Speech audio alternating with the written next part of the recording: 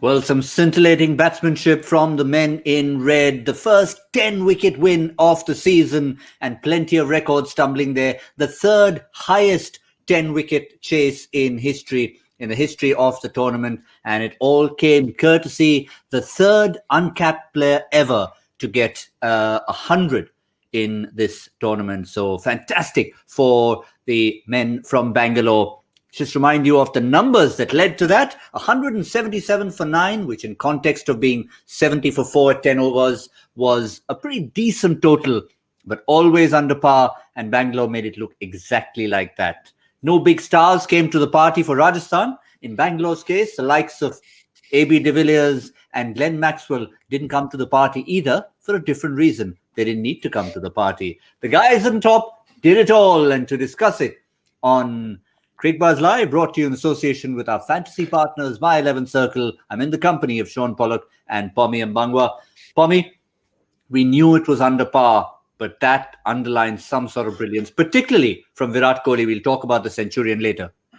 Yeah, look, it's one thing for it to be under par. It's a whole other thing for it to be dismissed. That was dismissing them from their presence. Like, nah, you're not playing well enough. We're way superior. And they've done an absolute number on them. That's magnificent. And they'll be proud of how, number one, there's this adjustment from where they were playing on a circuit was different. And in the first game, when they turn up in Mumbai, they have to make the adjustments.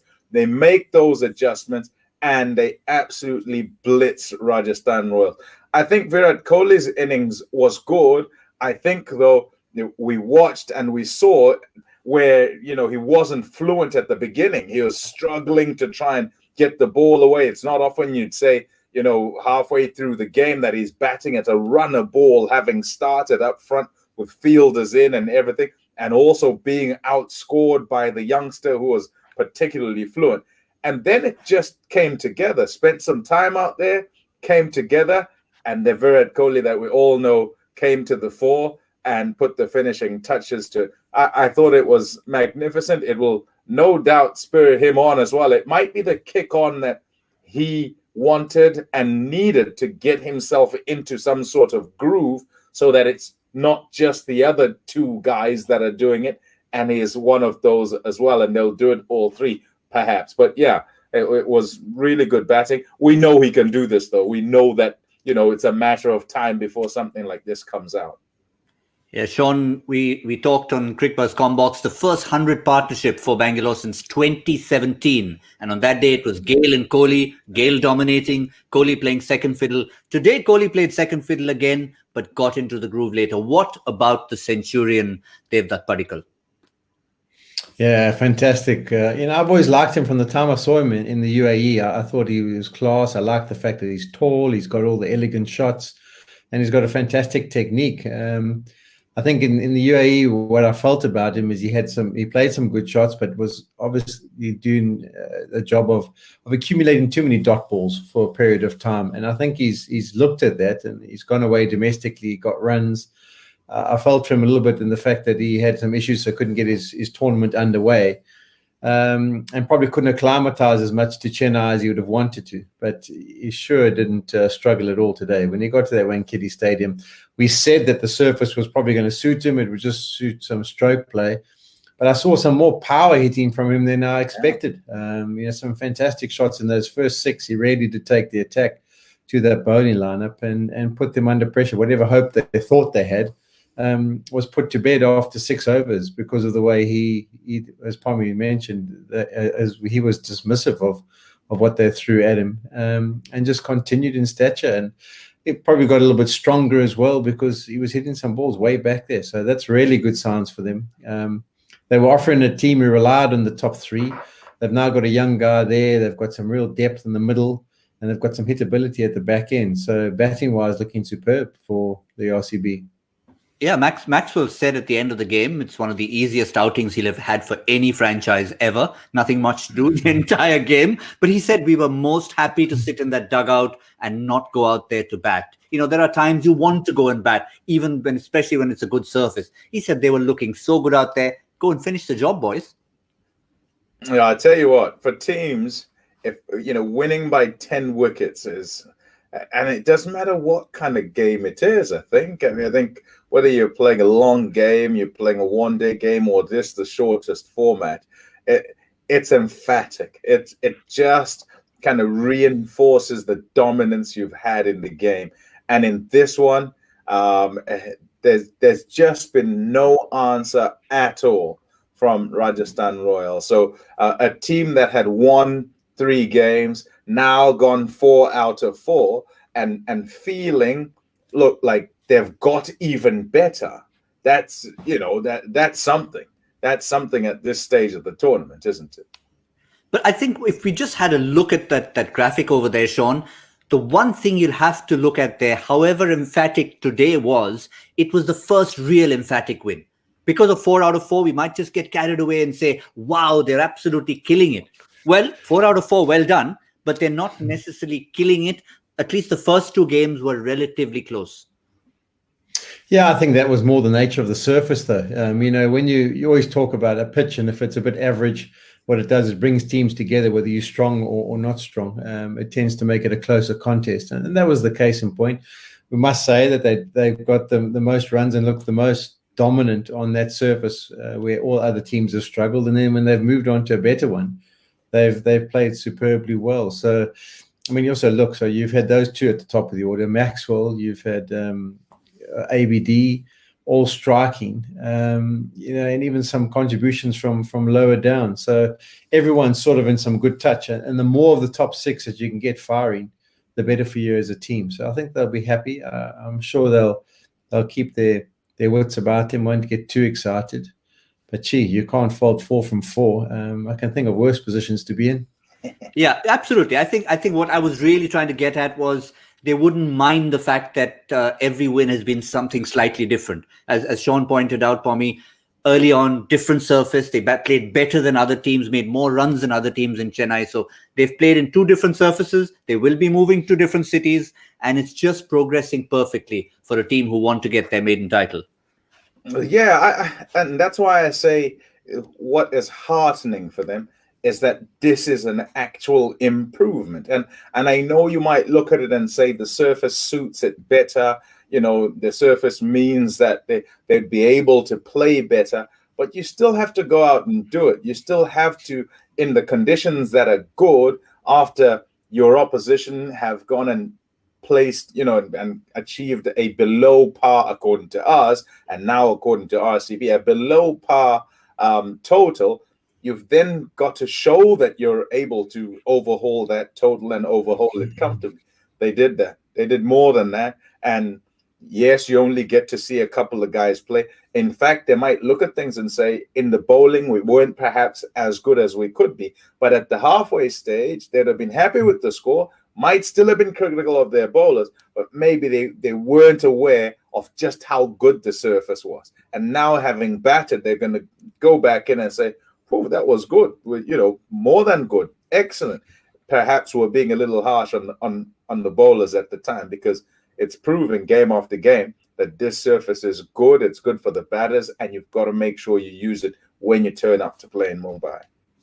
Yeah, but I think it's all right, Shaun, to have a look and be introspective. Maxwell did mention that at the end as well, saying maybe we weren't absolutely perfect in the bowling department. From 70 for 4, you would have wanted them at 150. 160 maybe, but when the batters have done the job, you probably say, fine, we'll deal with that later. Let's go and make sure we look at these points on the board, as we can have a look at right now, and see where they stand.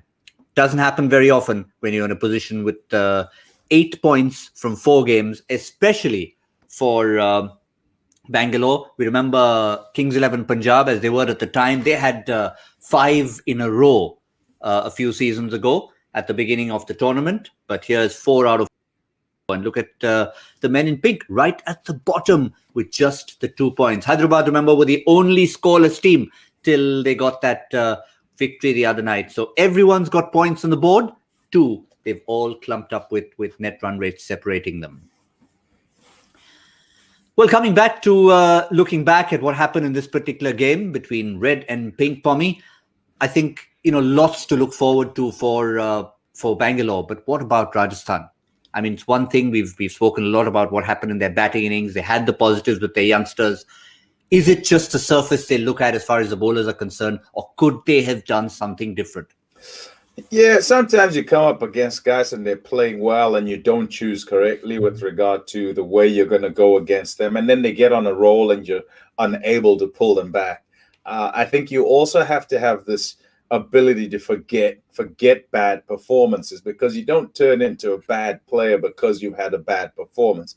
So in this format where bowlers generally go, someone will catch it in every game that you play. So you've got to make sure as a group you're still focusing on the things that you do well.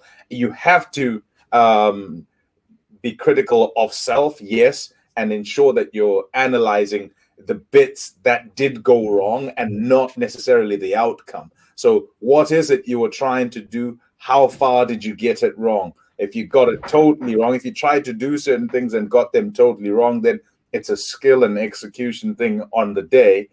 But on another day, you can get those things spot on and the results can be different.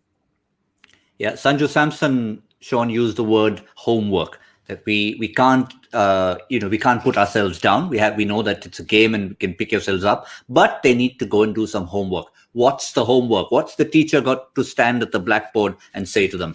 Yeah, well, I think they got a lot of work to do. I think the management, Sangakkara and his crew have got their work cut out for them. They've got to somehow come up with a plan in order to give that batting unit and the bowling unit a bit of confidence and belief in what they're going to do. You've got to have some sort of idea about what you want to achieve. It might not work. It might not get you over the line. It might not win you every game. But you do have to have a sort of a plan as to what's going on. The nut cut being left out, that was a bit of a surprise for me. Looking back at it, it doesn't really make sense. Gopal, yes. I think sometimes you can get carried away with these matchups and past figures. And you've also got to think of the fact that whenever they've played against the RCB, it hasn't been on a surface like you get at the one kitty. They probably played on one that turns at Rajasthan there and gives them assistance to the leg spinners. I think the batting side, I've always looked at their batting unit and thought, there's too many young guys there. Where can you get your consistency from? It has to come from Butler and it has to come from Miller and Samson. I think those three have to start producing consistency. The problem is the nature of those individuals is that they like to just attack. Who can maybe just stick around for a period of time. That's why you also think in the Jinky Rane to have let him go at some stage. He seems like the perfect foil for that team as they are. But even bowling-wise, it doesn't. The Fizz, I always enjoyed him. I think he's got something, and on particular surfaces, he'll be a big handful. But there was 1 over of 6. There was 2 overs of 8, and the rest of them were all above 10. No one struck 3 or 4 or 5 deliveries in a similar kind of area and built some pressure on. It really was guys just on the back foot from the start. And, they're somehow going to have to come up with something different. It can't just be a case in point of their batting unit under pressure all the time, because even the chase that they nearly got over the line, it was over, 220 odd that they had to try and chase down. That shows you that the bowling unit is not being able to create pressure. So, yeah, definitely the work cut out for them. I wish I could tell them that Stokes and Archer are coming back tomorrow, but they aren't, and they've got to try and find some sort of solution. And I think you've got to have a scenario, and I don't know, Shaun, if you agree here. Just in the same way as you're talking about Butler in the batting and Miller has got to, provide some runs that they just have to. You've also got to have in the bowling setup a leader, someone who you're going to say, right, your job is to get us wickets up at the front. How do you get us wickets? What kind of bowler are you? And when you bowl up at the front, what is it? just in, and it's not a replacing Archer with somebody who bowls like Archer, because you're not going to get that. Archer is just him. That's what happens. But you have someone like an Unadkat who has suffered in terms of form sometimes, and luck some of the time, some will say. It hasn't managed to get wickets in a couple of seasons, but he can get you wickets. And when he is in some decent form and you don't have seniors around in the bowling group, perhaps there's a guy you can go with and say, tall, your left arm, right up at the front. You have some experience, a lot of it, and you could be the one to get us wickets up front and try and attack that way. And then work that bowling attack around that guy, rather than try and mix and match all the time. And so nobody ever gets a game. Nobody ever really knows that they're in the game to try and set the tone for the team. They're in and they're out. And so the bowling group as a whole actually is kind of slightly insecure, not knowing whether they'll be playing this game or the next, and whether they can be confident of actually trying to stamp their authority on a game. Yeah, I've just popped into the Cricbuzz app to try and see what Virat Kohli said, particularly about the Centurion. Shaun, in between, of course, I got a little pop-up from my 11 Circle app that reminded me or congratulated me on picking a Centurion. It's just something that happens. Okay. Yeah, you and me, well done. We did well. Well done, Shaun, on that one. I'm glad we concur on that. But interesting about Kohli on Padikkal, because normally not everyone lets it out about the conversation they had. And Padikkal apparently said to him that, look, you go ahead and finish things off, because Kohli by then was batting fluently. Kohli said, no, I want you to get your 3 figures. We'll talk after that. And he acknowledged how flawless an innings it was. And also that all his demons of getting to the 30s and not going on and accelerating were put to rest. Yeah, important little individual battles. I mean, you don't even know those things. You sit on the outside and you think, well, Virat Kohli is full of confidence. He'll just get out there and play his normal way. But he is a kind of guy who likes to achieve. We mentioned at the top of the show, and he wants to be a big player for RCB in this tournament and contributing and winning games. So it's interesting that's been on his shoulder a little bit. I'm getting to 30s and I'm getting myself out. So he just made sure he really kicked on today. And, all those things are important. We always say that the more people you get into the right frame of mind, into good form in your team of the 11, the better chance you've got as you get into the back end of the tournament. And RCB have got a lot of those. And even someone like Virat with all the experience, he's got to get himself into the right frame of mind and thinking along the right right mind frame. Padikkal, left hand at the top of the order, I think that's so important to them. And if he continues to kick on, I think that'll be great. And going back to Pom's point, Pom mentioned that the 10-over split in the first innings, you do get the feeling even in the batting department, Rajasthan are a little bit unsure of, should I go, or I've hit a boundary, should I not risk, because if I do, I've putting too much pressure on the middle order. So the situation that the RCB are getting themselves into is where they're going to all be in good form and not thinking about things too much. And that's how you can be really competitive and really dominate these kind of tournaments. But the other relieving thing, Pommie, and we'll finish off this discussion with that, while all the kudos will go to Devdutt Padikkal, Kohli was quick to mention how they have depth in their bowling, may not always be standout star bowlers and star performers, but he felt they have depth in the bowling. That's what you have when you have Harshal coming in the second half. And we have taken the most wickets in death overs this season. So while they might have won the game with the bat and knocked off the runs easily, this is what he was referring to, of wickets taken in the death. Yeah, yesterday I made the point that, up at the front, you want to try and go for wickets. It's a difficult time because you have these batsmen who reinvent themselves and they try to make sure that they take advantage of the first 6 overs and they're hitting boundaries over the top and all the rest. But I think you've got to put yourself in a scenario where you're not being defensive and hoping for wickets. You've got to put yourself in a place where you can attack as much as possible. So what's the length you can bowl that kind of gives you the best chance, kind of as full as is possible without giving away a drive? They're not going to be blocking you. So can you hit the stumps? That's a question. You've then, if you're if you're kind of changing things up all the time, also got to be thinking you're not just changing things up defensively, you're changing things up to try and get a wicket, bowling to your field. At the back end, I think essentially it becomes about defense. And they've taken wickets because take pace off. It's difficult to hit the ball out the ground. Guys bowl some Yorkers. They bowl them at the stumps with batsmen moving about. They'll hit the stumps some of the time. It can be a lottery at the back end, but if you manage to get guys who bowl well at the back, then you can win or go a long way to winning your game in that bit of the game, even if the rest of it hasn't quite gone according to plan. So I think you have to address each section, and by doing that, and being successful with getting wickets, they're putting themselves a long way to being complete as a setup. Two things I just want to add there. I think first of all, Harsha Patel, that they've given him the role. He now knows, much like Natarajan was given the role of bowling the Yorkers. He now knows that that's his role. So he's continuously thinking about that. The other addition is Jamieson, and I like his attitude. He's still relatively young with regards to knowing what to expect, but he gets upset when he gets hit.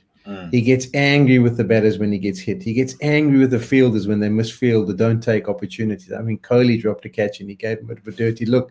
I don't know if you're allowed to do that, but that's the attitude that I think is important, because as much as you don't want to create issues in your team with regards to the fielders or shouting at them and like that, the attitude that he's got, that he brings to the party is, hold on, I'm not liking going for runs. I'm not just going to accept going for runs. I'm going to try and implement myself onto this situation. And I think that's been a good addition for them. And also his heart will add a different dimension. So I think in that middle, I think that's also been a really good plus for them.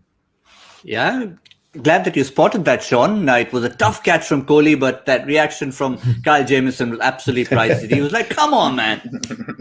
And the skipper is like, well tried, Skip. It's hard enough. You're going out the ground, especially in this format. It's hard enough. You don't think, next one. No. It doesn't matter who it is as well.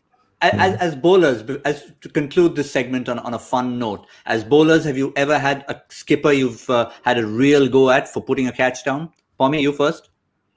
No. Pollock will also not have had one. He'd been the captain all the time. Can't have a go at himself, can he? Okay, we'll put that to rest then, and look ahead to the next one, because it's going to be a crucial one, particularly for the men from up north. This is what we have, a final game for Mumbai in Chennai before they move on. This is game number 17, Punjab against Mumbai. Punjab have pretty much just got to Chennai.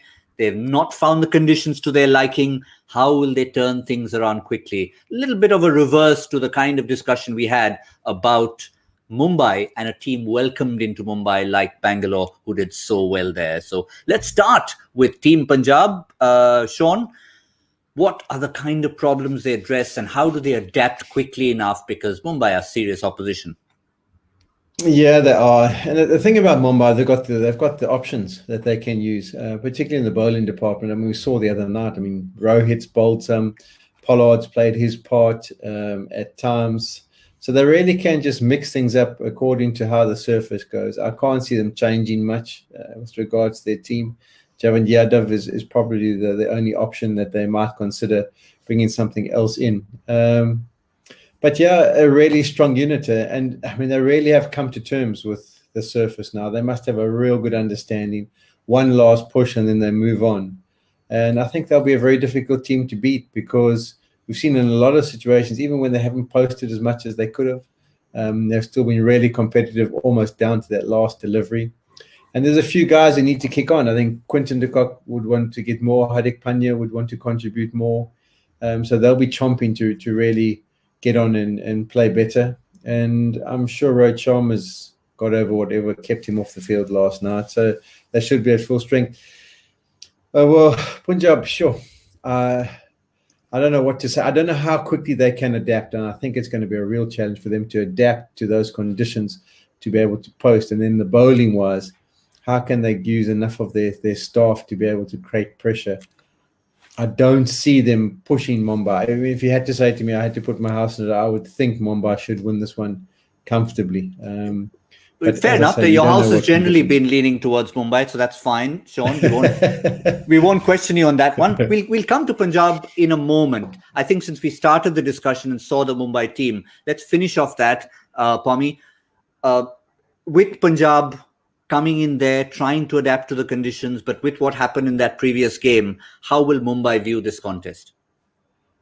I don't think they'd be looking at their opposition too much or underestimating their opposition. I don't think you can afford to do that because a couple of players have a good game, and that's that. That such is the format. It can work out like that. I think that essentially Mumbai still have to try and get a game together, and by that I mean, yes, they've done okay, and they've got all the qualities. They are the champion side. That's what they are in terms of covering bases and being able to play on that surface. In terms of their bowling, they're able to do that, right? They're able to mix and match, and as Shaun was talking about with regard to taking pace off on a surface that's quite slow, they're able to do that. But the way things have gone for them in terms of batting, they prefer surfaces like here at Wankhede, where all those guys in their lineup, from Quinton de Kock, who you're saying needs to find a groove, Rohit himself, Pollard, Hardik, they all would like to be on a surface that's a bit quicker. So they kind of have to mind their P's and Q's and try and make sure they're putting a score on the board if they're batting first, and having to deal and respect the surface that they have, because essentially it doesn't matter who they come up against. They can come unstuck on a surface like that. Yeah, I'm glad you put that out, because it's the P's and Q's they need to mind. Pandya and Quinton, they're the ones who need to come firing for Mumbai if they're to really dominate that in a season that's been up and down. 2-1, 2 lost, but the 2 that they lost could easily have been games that they won, but they're a champion side, as you mentioned. This contest, gentlemen, if we can take you back to last season, was the only one in history that's produced a double super over. Yes, it was Punjab against Mumbai. That was a bizarre cricket match. If we have anything even close to that, it should be a cracker. But Shaun, now moving to Punjab, they're a side who have been ringing in the changes. They need to have a settled lineup. They're settled up front. They'd want KL Rahul to try and find the surface more to his liking. But otherwise, do you see them looking around for any other reinforcements on this pitch? Yeah, Rahul, Agarwal, Chris Gale at the top. I mean, those three are perfect. Nicholas Pooran, I know he's run out without facing a delivery, so you can't really judge him too much. But Deepak Hooda was the one who, for me, he got off to a start. He played that wonderful innings in Mumbai, and I thought, okay, they've got another one. Shahrukh Khan's had a few good lusty blows as the tournament's gone on. So you'll get a contribution there. But I suppose it's the Pooran contribution, something that can be a little bit more reliable if those top three don't get going. Because on that kind of surface, it's often the case that you have to take a risk in order to try and keep up with the rate. And that's often where you can lose the wicket. It's not like we've just seen now where you can just whack it around and not lose a wicket and win by 10 wickets. So I think that'll be the challenge. And then also trying to find the people to do the jobs for from the bowling perspective. They've rung a few changes. They've tried a few different personnel. I'm still looking for 3 individuals in particular to stand up and continually be relied on to produce their 4 overs and produce them well. That's how you get over the line. That's how you win. I mean, you look at the Mumbai side, and I mean, you've got Bolt, you're going to bank on his 2 up front and 2 at the death. You've got Bumrah, you're going to bank on Chahab, giving you those 4 overs, and then you can kind of mix it from then. And you've still got an international star, depending on who they decide to go with in the bowling department. I just don't see enough of that from Punjab. Interesting. They seem like a jumbled mind side. And I say that because of selection and not just this season. Last season as well, they just continually ring the changes. So they'll lose a game because they haven't batted well, and they'll change their bowlers. And you think, well, I don't understand what that means. Like, I don't quite get the changes they make. In the last game, I think they made 3 changes as well, where and they brought Fabian Allen in.